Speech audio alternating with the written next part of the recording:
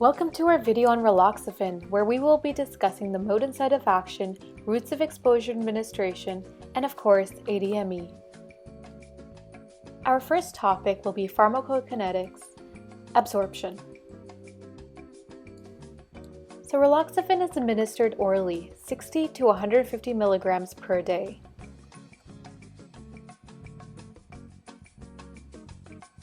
It is then rapidly absorbed in the gastrointestinal tract.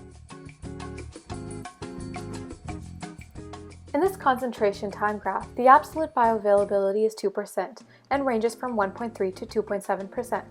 It has a relatively long Tmax and low bioavailability to interconversion of reversible systemic metabolism and enterohepatic cycling of raloxifene and the metabolites.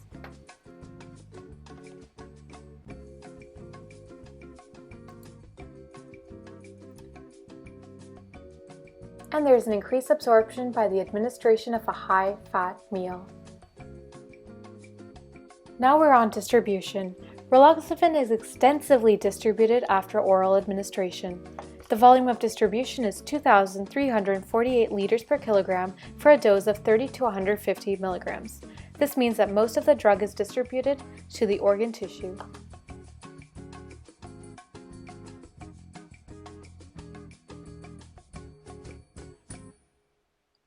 95% is bound to the human plasma protein, also known as alpha-acid glycoprotein and albumin.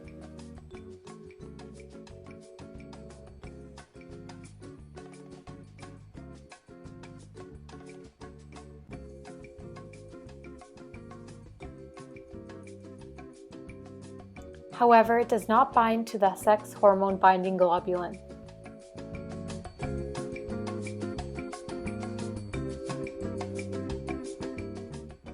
And now we're on to metabolism. Raloxifene has an extensive first-pass glucuronidation.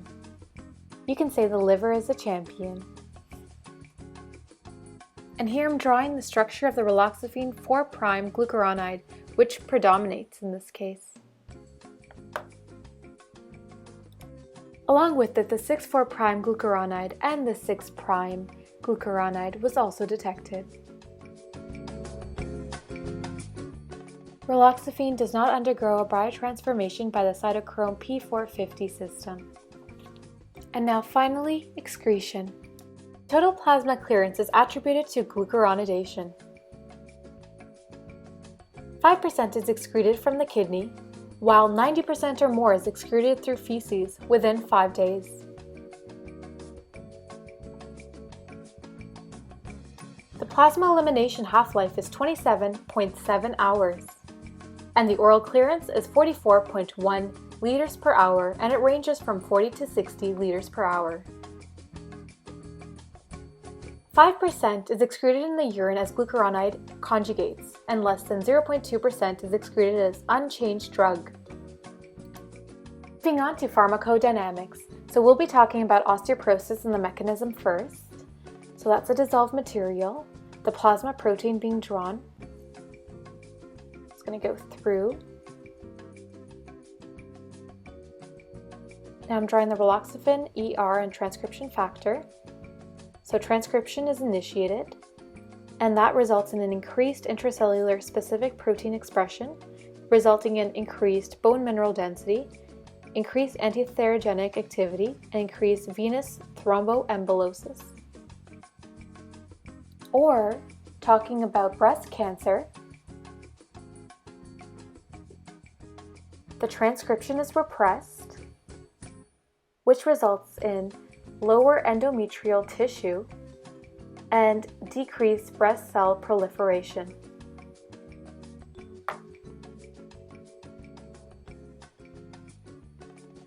And this is just to conclude all the positive effects of raloxifene.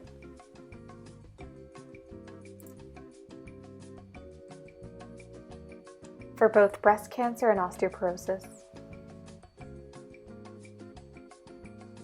And now, we will be comparing two breast cancer drugs and the criteria used for choosing one over the other based on individual patient cases.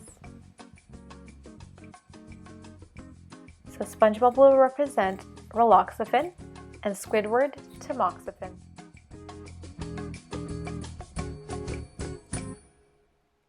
So here's the risk criteria. Premenopausal versus postmenopausal. Just drawing Kim Kardashian here, but we will be focusing on premenopausal first. So for premenopausal, if you have a history of blood clots, then you go away from tamoxifen, otherwise choose tamoxifen.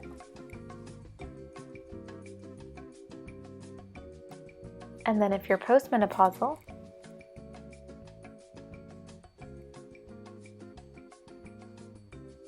then you go through with this chart. And the SERM refers to the Raloxifene. And the risk criteria continues. And that concludes this video. Thanks for watching.